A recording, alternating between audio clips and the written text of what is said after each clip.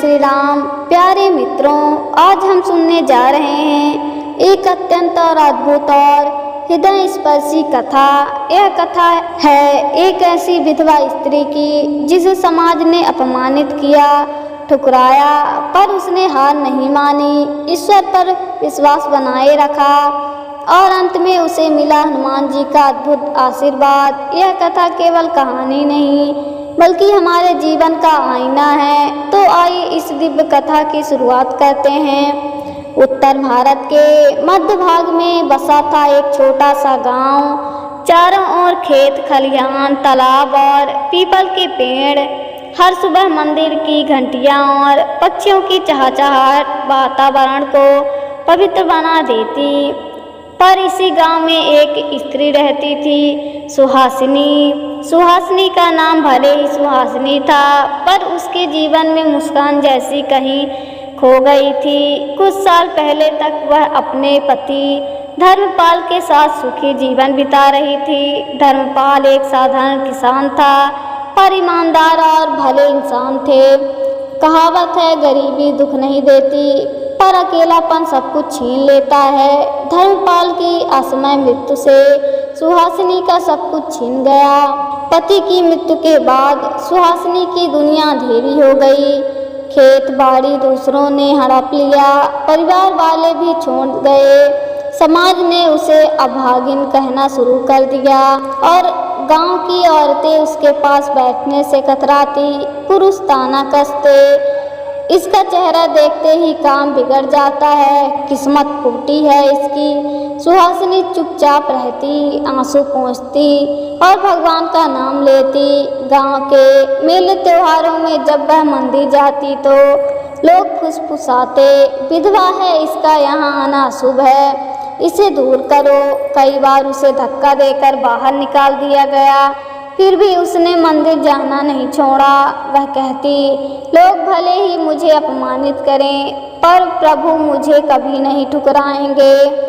सुहासिनी पेट भरने के लिए मजदूरी करती, दिन भर खेतों में काम करती और रात को टूटी फूटी झोपड़ी में अकेली बैठकर भगवान का स्मरण करती। कई बार भूखी सो जाती, लेकिन विश्वास नहीं छोड़ती। उसके जीवन की एकमात्र ताकत थी हनुमान जी का मंदिर। वह हर मंगलवार और शनिवार वहां जाकर दीप जलाती और कहती, हे पवन पुत्र, मुझे शक्ति दो, मैं थक गई हूँ।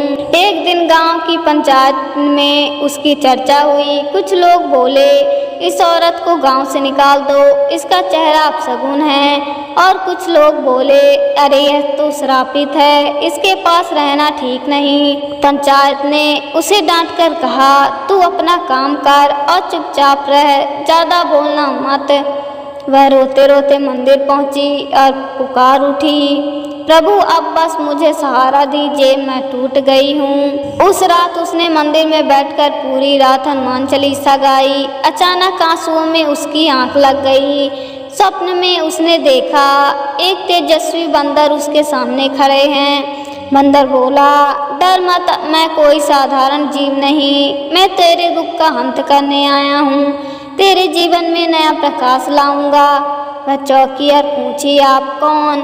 तभी बंदर का स्वरूप बदल गया और वहां प्रकट हुए हनुमान जी। उनका शरीर विशाल, नेत्र अग्नि समान, पर मुख पर करुणा झलक रही थी। हनुमान जी बोले, बेटी तूने बहुत सहा, अब तेरे जीवन में परिवर्तन का समय आ गया है, तू गर्भ धारण करेगी, पर यह कोई साधारण गर्भ नहीं होगा, यह मेरी कृपा होगी, एक नई भक्ति का जन्म होगा। इतना कहकर वे अंतर्धान हो गए। सुबह उठकर सुहासिनी को लगा जैसे उसके जीवन में कोई नई ऊर्जा आ गई हो। उसका चेहरा शांत और उज्जवल लग रहा था। वह अब और भी दृढ़ विश्वास के साथ मंदिर जाने लगी। कुछ महीनों बाद उसने अनुभव किया कि उसके भीतर कुछ बदल रहा है। हाँ, वह गर्भवती थी। जैसे ही गांव को पता चला, पूरे गांव में तूफान मच गया। लोग कहने लगे, अरे पति के बिना यह कैसे गर्भवती हुई, यह तो पाप है, इसे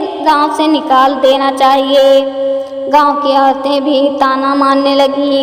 हमें तो पहले ही पता था यह ठीक नहीं है, पर सुहासिनी शांत स्वर में जवाब देती, यह कोई पाप नहीं, यह प्रभु की कृपा है, मेरा गर्भ हनुमान जी का आशीर्वाद है। लोग हंसते, अरे बंदर ने इसे गर्भ दिया है, कैसी बातें करती है। लेकिन कुछ बुजुर्ग सोच में पड़ गए। वे बोले, कभी कभी प्रभु अपने भक्तों की परीक्षा लेते हैं, इसमें कोई रहस्य हो सकता है। गांव की पंचायत ने दोबारा सभा बुलाई। सबने मिलकर कहा, तू सच बता, वरना गांव से बाहर निकाल देंगे। सुहासिनी ने हाथ जोड़कर कहा, मैंने कोई पाप नहीं किया, यह गर्भ हनुमान जी की कृपा है, जो चाहे सजा दो, पर मैं झूठ नहीं बोलूंगी। गांव वाले हंसते हुए बोले, ठीक है, समय आने पर सच्चाई सामने आ जाएगी। समय बीतता गया। सुहासिनी का गर्भ अब पूर्ण होने के करीब था, लेकिन गांव वाले अब भी उसे तिरस्कार से देखते थे। कभी कभी बच्चे उसके घर से बाहर पत्थर फेंकते, औरतें ताना मारती और पुरुष कहते, यह हमारे परंपराओं को कलंकित कर रही है। लेकिन इसी बीच कई अद्भुत घटनाएं घटने लगी। हर पूर्णिमा की रात उसके घर में दिव्य प्रकाश निकलता, उसके गर्भ से मधुर ध्वनि सुनाई देती और कभी कभी सुगंध से पूरा आंगन भर जाता। कुछ लोग इसे ईश्वर की लीला मानते, जबकि कुछ लोग भी इसे अपशगुन कहते। आखिरकार वह दिन आया।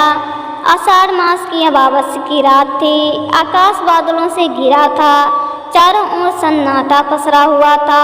सुहासिनी प्रसव पीड़ा से कराह रही थी। उसके पास कोई स्त्री मदद करने को नहीं आई, क्योंकि समाज ने उसे पहले ही त्याग दिया था। उसी समय जंगल से वही बंदर मधु पाया। उसके आंगन में पत्ते बिछाए और चारों ओर पहरा देने लगा।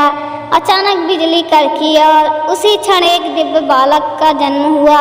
वह कोई साधारण बालक नहीं था। उसके जन्म के साथ ही आंगन में तेज प्रकाश फैल गया।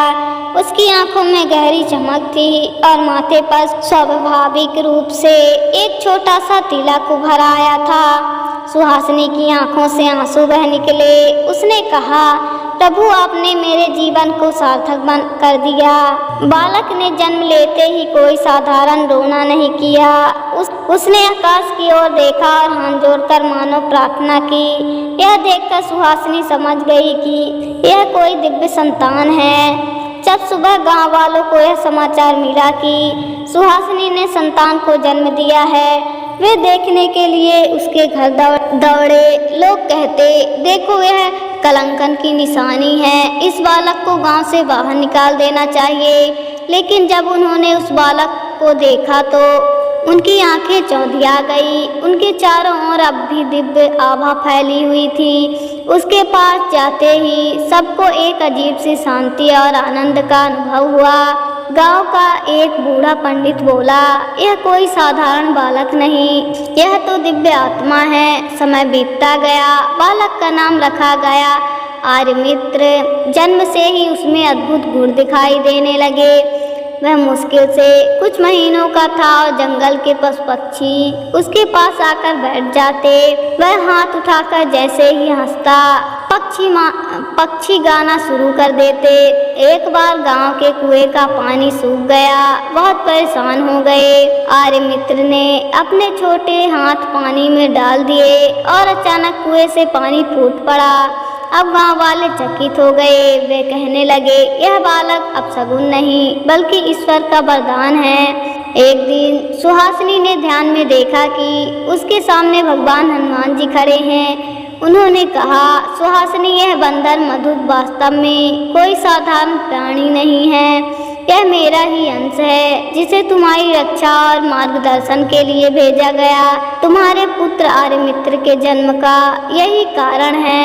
बस इस धरती पर धर्म का प्रचार करेगा और समाज को नया संदेश देगा।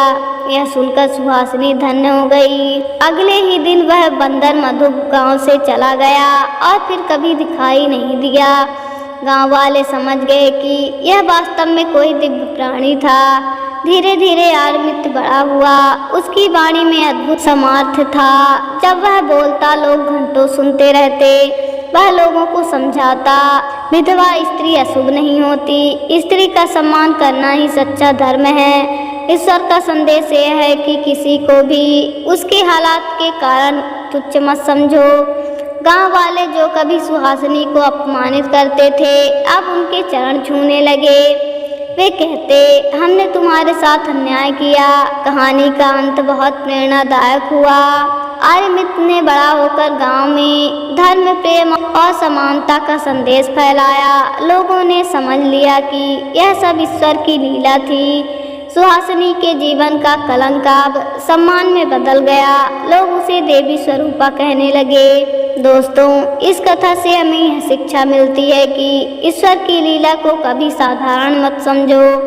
कभी कभी जो बातें हमें समाज के अनुसार गलत लगती हैं, वही सृष्टि की सबसे बड़ी योजना होती है। इस कहानी का संदेश यही है, स्त्री का सम्मान करो, परिस्थितियों का मजाक मत उड़ाओ और सबसे बढ़कर स्त्री पर विश्वास रखो। अगर यह कहानी आपके हृदय को छू गई हो तो कृपया वीडियो को लाइक करें, अपने मित्रों और अपने परिवार के साथ शेयर करें और चैनल को सब्सक्राइब करना ना भूलें। राधे राधे दोस्तों, मिलते हैं अगली वीडियो में।